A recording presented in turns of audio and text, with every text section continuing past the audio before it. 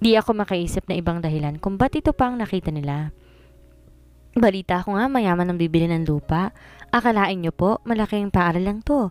Maraming gagastusin dahil magbibigay ng pera ang buyer para magpatayong muli ng bago. Pero hindi pa nga naman po sigurado. Napabuntong hininga ko. Huwag sanang matuloy. Magbibigay naman ng pondo ang gobyerno para magpagawa ng bagong gusali. Naghihintay din kami ng ilang donations. Oo nga po, Ma'am Winnie. Pero po baka naisip nilang magpatayo ng bago. Nabaguhin po lahat para mas maging safe po. Hindi pa rin ako sang-ayon. Mas gugustuhin kong naritong paaralan. Hindi ba't dyan na rin naman kayo nag-aaral? Hindi ba kayo malulungkot kapag ang kinalaki nating paaralan aalisin na dyan? Di sila nakasagot sa sinabi ko. Di ko rin alam anong nasa isip nila. Malay ko ba kung taliwas na nasa isip ko at nang sa kanila. Muli na pabuntong hininga ko. Dahil hindi na rin sila sumasagot, pumasok na lang ako sa loob para tignan ang nagmamasa ng harina.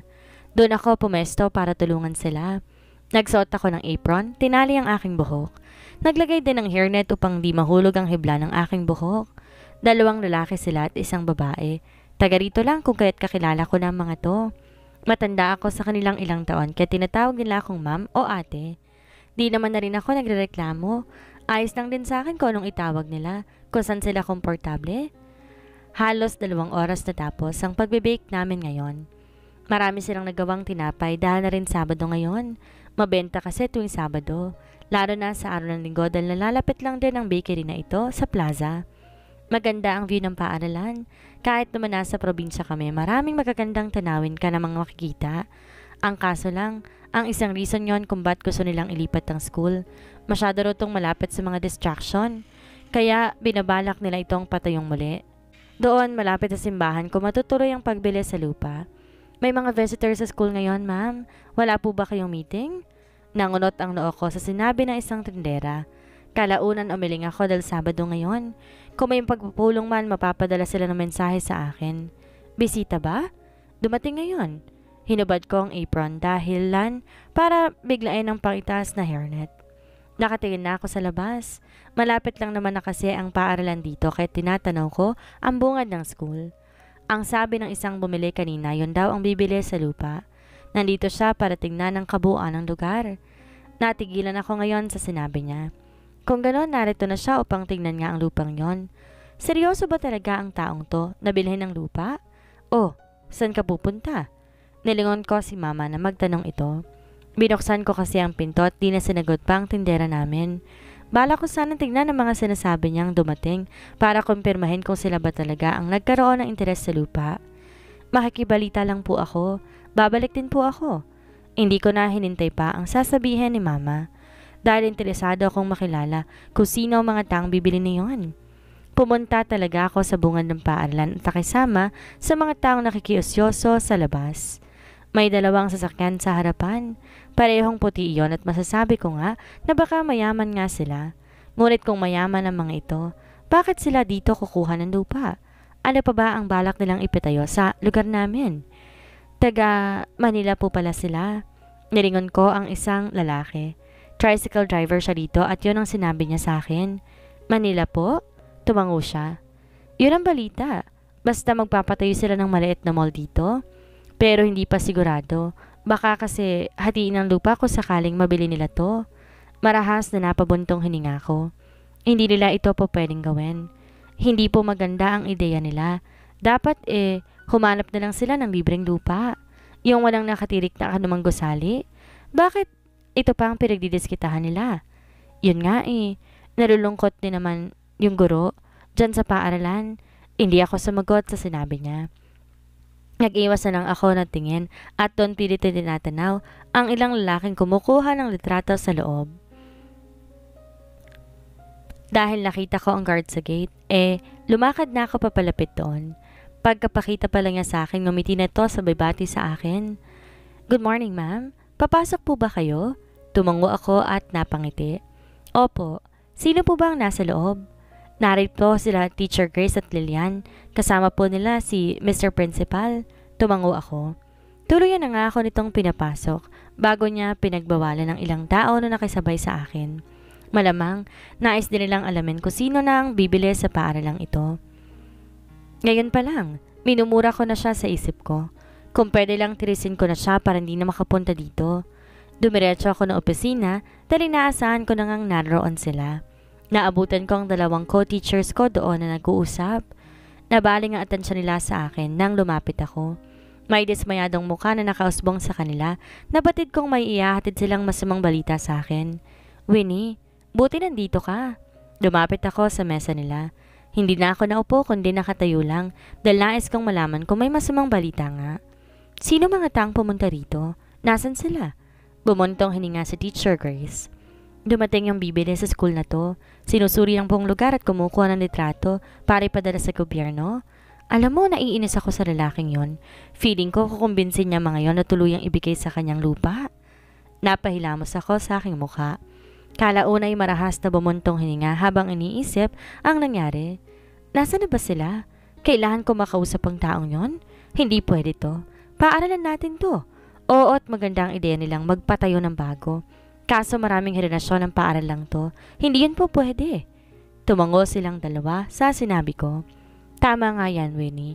Hindi rin ako sang-ayon. Ang tagal ko kayang ninais na makapagturo dito. Hindi nga maaaring yun lang ang gawin nila dahil may pera lang sila. Tumango ako sa sinabi ni Lilian. Puntahan natin sila.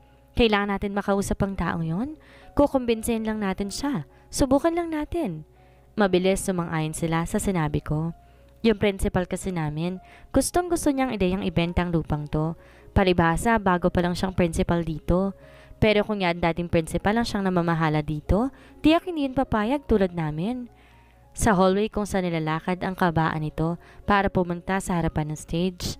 Naroon ang ilang kumukuha ng litrato habang ang principal namin may kausap na matangkad na lalaki at isang babae. Hindi ko sila mamukaan. May salamin kasi yung lalaki habang nakatagilid, samantalang ang babae may suot na kulay dilaw na bestida. Nauna ako sa paglalakad. Ang dalawa'y nakasunod sa akin dahil tulad ko, di rin sila kumbinsidong mawala ang paaralan. Ngunit nang makita kong pamilyar na mukha ng babae, tila biglang umatras ang tapang ko. Ang paay tila na pa ako sa kinatatayuan ko habang nakikita siya ngayon. Marahang napanunok ako. Natanawan ko rin ang katabi niyang lalaki na ngayon may sinasabi sa principal namin. Habang pinagmamasdan ko siya, doon ko napag-alaman. Kilala ko ang tindig niya. Kilala ko ang galaw niya, maski ang likuran nito. Winnie, halika na. Naroon na sila. Akala ko ba kakausapin natin? 2 beses akong kumarap bago lumunok muli. Kalaunan wala sa sariling tumango ako bago sila magpaunang lumakad. Sinubukan kong sumunod hanggang mapansin na kami ng principal. Tinawag niya si Grace dahilan para tuluyan na nga kaming lumapit sa kanila. Alam ko sa pagkakataong to nakatingin na siya sa akin, ngunit di ko sinalubong ang mga titig niya. Ayokong tumingin sa kanya. Naguguluhan ako. Bakit siya narito? Siya ba ang bumabalak bumili sa lupang to? Bakit? Ano ang motibo niya? Sa lagay niya ngayon, alam niyang dito ako nagtatrabaho. Nasabi ko na yun sa kanya noon. Ngunit bakit ganito? Sila ang mga 3 guro dito, si Ma'am Grace at Lilian. Ito naman si Ma'am Winnie. Magkakasunod lang sila ng baitang. Di ako nagbigay imek nang ipakilala kami ng principal. Samantalang ang 2 kasama'y binati pa ang 2 bisita na siyang di ko gagawin. Ngayong nakilala ko kung sinong buyer, nagkaroon ng maraming tanong sa isipan ko. Posible bang ginagawa niya to para tuluyang mawala sa amin ng paaralan? Yun ba ang iniisip niya? Winnie? Nagangat ako ng tingin sa babaeng kasama ni Asher at tuloy tuluyang nagkasalubong ang mata namin. Wala itong suot na salamin mula sa kinatatayuan. Saksi ako sa matinding pagbabago ngayon ni Asher. Di ko inaasahan to. Di ko inisip na muli kami magkikita dahil wala na rin akong balak pang tumungo ng Maynila. Pero bakit kailangan niya pang pumunta dito? Para saan? At ba't bibilihin niya ang lupang to? Nais na bang magtayo ng negosyo dito? Sinasadya ba niyang lahat ng to? Siyang nag-iwas ng tingin at hinawakan sa pulsuhan si Rika. Doon na siya binalingan ng tingin ni Rika bago may ibulong si Asher. Dahil sa nangyari, nag-iwas din ako ng tingin. Di ko alam kung ba't gantong nararamdaman ko. Alam kong 6 na taon nang lumipas. Matagal na yun. At kung may nakaraan man kami, hindi ko yun kailangan isipin pa. We're going back here when the papers are approved. Thank you for your time. Yon ang sabi ni Asher. Kakaiba na siya. Mas lalo siyang naging lalaki sa paningin ko. His aura became more attractive. Ang pananalita, ang tindig, ang buong katawan, ang matang kay lalim pero kay gandang tignan. Isa lang ang masasabi ko. Asher looks successful now. Hindi tulad ng dati. Nung huli ko tong nakita, wala na yung dating siya. Para siyang isang lalaking meron ng lahat. Wala akong masabi kundi bukod tayong paghanga lamang dahil sa nakamit niya ngayon. Nagpaalam ang dalawang kasama ko sa kanila, samantalang ako'y hindi nagkaroon ng imik. Hindi rin naman nila ako pinansin, maging siya, di na ako tiningnan. Umakto tong hindi ako kilala, na para bang wala kaming pinagsamahan noon. Marahas na natawa ko. Ano pang aasahan ko? Nangingitian niya ako matapos ng lahat. Nakakausapin niya ako at sasabihin, Winnie, I'm successful now. Napailing ako dahil tumakbong yon sa isipan ko. Maging sina Teacher Grace at Lilian, tinanong ako kung ba't ko to kinausap. Gwapo nga sana, kaso naiinis ako, lalo dun sa fiancé niya. Natigilan ako habang nakaupo ngayon sa office. Alam ko naman na noon pa'y gusto na ni Mrs. Jolina si Rika. Ngunit alam kong walang gusto si Asher dito dahil nasabi niya noon na kaibigan lang niya si Rika. Ngunit hindi ko naman masasabi ang panahon. Malay ko ba kung nakumbinsi siya ni Mrs. Saavedra? Malay ko rin kung tuluyang nagbago si Asher at sinubukan niyang mahalin si Rika. Makakabuti nga naman yon sa negosyo nila. Ba't ako magugulat? Dapat masaya ako dahil kahit iniwan ko noon si Asher, nagawa niyang mag-umpisang muli. Kinaya niyang wala ako, kaya dapat lang na hindi ko naisipin pa. Ang kailangan ko lang gawin ay pagpatuloy ang aking plano, kausapin siya tungkol sa pagbili ng lupa. Kailangan ko tong tanungin, hindi bilang dating, makakabuti nga naman iyon sa negosyo nila. Bakit pa ako magugulat? Dapat masaya ako dahil kahit iniwan ko noon si Philip, nagawa niya mag-umpisang muli. Kinaya niyang wala ako kaya dapat lang na hindi ko rin isipin pa. Ang kailangan kong gawin ay pagpatuloy ang planong kausapin siya tungkol sa pagbili nito ng lupa. Kailangan ko tong tanungin, hindi bilang dating kasintahan noon, kundi bilang estranghero. Kung yun na nga ang nais niya at ginagawa niya, iyon na rin ang siyang tatatak sa isip. Iisipin ko ibang tao na siya at hindi nang dating nakilala kong Asher. Winnie Lynn's POV. Hindi ko inaasahan ang pagkikita namin ni Asher kanina. Sa mahigit 6 na taong lumipas, hindi ko na yun iniisip pa. At dahil sa kaalamang siya ang taong bibili sa pwesto ng paaralan, hindi ko maiwasang mag-isip ng iba't ibang detalye kung bakit yun pa. Bakit dito pa kahit na alam niyang naroon ako? May rason ba siya kung ba't niya pinili ang paaralang yon? Hindi ko nais mag-isip na ibang senaryo sa isip ko. Nais ko lang maging ayos ang lahat. Kung itutuloy pa rin to ang balak bilhin niya ang lupa, hindi ako magdadalawang isip puntan siya sa kanyang opisina para kausapin to. Alam kong magiging mahirap yun para sa akin. Ngunit alam kong makikipag-usapan ng maayos si Asher kung kukumbinsihin ko itong humanap na lang ng ibang lupa. At wag na tong paaralang iingatan namin. Sigurado ka bang si Asher talaga ang bibili sa pwesto ng paaralan? Tumango ako sa tanong ni Papa. Araw na ng Lunes. 6:00 pasado na at kaming dalawa na lang ni Papa ang nasa bahay. Umalas na si Mama para magtungo ng bakery at matulungan ng mga tindera namin doon. Nakita ko po siya noong Sabado. Naroon po ito. Kinukunan nila ng tratong ilang gusali. Baka hindi naman talaga si Asher ang bumibili, anak. Ang sabi mo may kasama siyang babae. Baka yun talagang buyer. Di ako nakasagot sa tanong ni Papa. Iniisip ko rin yon. Pero malinaw sa akin na si Asher nakikipag-usap sa principal. At saka pwedeng silang dalawa lang din ang bumili ng lupa. Magiging mag-asawa naman na sila o baka mag-asawa na sila. Di ko malaman kung ba't naging kakaiba ang pakiramdam ko. Dahil lamang iniisip ko na baka mag-asawa na sila. Para bang nawala na ako sa kondisyon. Pero alam ko sa sarili na hindi ko dapat maramdaman to. Dapat maging masaya na ako. Alam ko noon pa man, di talaga kami para sa isa't isa ni Asher. Hindi kami pareho at alam ko ang mga bagay na hindi dapat ipaglaban pa. Nga pala, nag-usap pa kayo ni Asher? Umiling ako sa tanong ni Papa. Nagmamadali po silang umalis. Siguro sinusuri nilang kabuuan ng lupa. Pumuntong hininga si Papa. Kung si Asher nga ang taong bibili ng lupa, paano mo siya kakausapin? Hindi ba't di naging magandang paghihiwalay ninyo noon? Bumuntong hininga ako. Alam kong hindi nga naging maganda ang huling pag-uusap namin. Pinagtatabuyan ko siya. Sinaktan ko ito at kung ano-ano ang sinasabi sa kanya. Siguro nga ay deserve ko naman na hindi pansinin si Asher. Ngunit alam ko nang tuluyang makalapit ang landas namin kung siya nga ang totoong buyer ng lupa. Nakaraanan namin yon noon pa. Sigurado naman akong nakalimutan na yon ni Asher. Mukhang bigatin na po talaga siya. Kung ano po yung nangyari sa amin noon, wala na po yon. Tumango si Papa sa sinabi ko. Sino ba namang di makakalimot sa loob ng 6 na taon?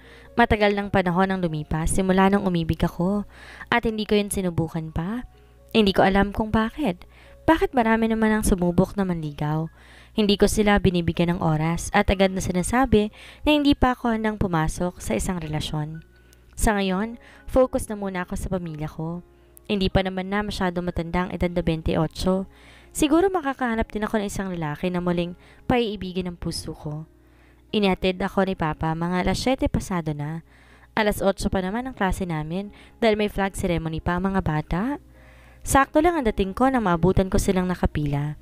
Nagtungo ako sa gilid ng stage kung nasaan naroon din ang kapwa ko guro. Nganitian nila ako kahit na may pinag-uusapan sila. Subalit focus lang ako sa mga estudyante kung saan tinitignan ko sila kung paano nila ayusin ang pwesto nila sa harapan ng stage. Si Teacher Lilian naman may hawak na mic. Sinabi nito ang tungkol sa problema ng paaralan na baka may posibilidad na mailipat ito malapit doon sa simbahan. Medyo may kalayuan ito at kung pupunta ka man doon, kailangan mo pang sumakay ng tricycle. Ang ilang estudyante nasiyahan sa sinabing iyon ni Teacher Lilian. May mga nagreklamo naman na mas maganda kung hindi ito gigibain pa. Ngunit alam kong wala silang magagawa kung iyon ang magiging desisyon. Ngunit ako, susubukan ko pa rin kausapin si Asher kung makukumbinsi ko nga ba siya. Matapos ng kalahating oras ng flag ceremony, pinapasok na namin ang mga bata sa kanilang silid. Ngayong buwang ito, uling buwan na ng pagtuturo namin. Sa susunod na buwan ay bakasyon na ng mga bata. Hindi rin yun bago sa akin kada taon, kaya't abala din ako tuwing bakasyon dahil isa rin akong tutor. Ano na kayang lagay ng lupang to? Sa tingin nyo ba, ma-approva ng korte ang papel? Hindi ako nakasali sa usapan ng mga kasama kong guro. Nasa opisina kami. Hinihintay pa namin ng principal dahil may pag-uusapan daw kami. Hindi ko alam kung tungkol saan iyon, ngunit hindi na maganda ang kutob ko kaya't nawawala na lamang ako ng imik. Hindi pa rin talaga ako sang-ayon sa gagawin nila. Para akong ilalat go sa paaralang to. Nakakalungkot. Nais ko nang dugdugan ang sinabing iyon ni Grace. Ngunit ang grade 6 teacher na kasama namin biglang sumabat na tila taliwa sa sinabing ni Grace. Ayaw mo ba nun?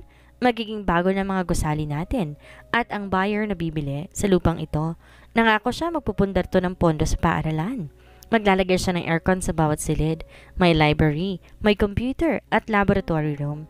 Kesa naman dito. Hinarap ko ang teacher na yon habang inahalo ko ang aking natimplang kape. Hindi po ba maraming henerasyon ito? Kung nais nyo ng mga ganoong silid, hindi nyo po ba pahahalaga ng paaralang to kung saan kayo natito? Maaari tayong magpatayo dito. Maaliwalas pang espasyo. Kung magtutulungan lamang sana tayo, magiging maayos ang lahat. Natawa ang gurong iyon. Bakit yun pang iniisip mo? Alam mo, lahat ng bagay dito sa mundo hindi permanente, kaya tanggapin mo na lamang na mawawala na to. O baka naman, kahit hindi ka sang-ayon sa pagbili ng lupa, matatamaan ang bakery ninyo. Tumayo si Grace at ang ilang kasama namin upang awatin na kami. Pinahupa nilang usapan at sinabing wag dapat pagtalunan ang bagay na walang kasiguraduhan. Ngunit hindi ko na lamang nais tanggapin. Oo, at alam kong matatamaan ang bakery namin dahil ang lupang kinatitirikan nito, sako pa yon ng paaralan. Ngunit kahit masako pa yon, ayos lang sa akin. Ang importante sa akin ngayon ay ang paaralang minahal ko na ng ilang minuto matapos mangyari ang sagutan sa opisina. Nagtungo na ako ng aking silid.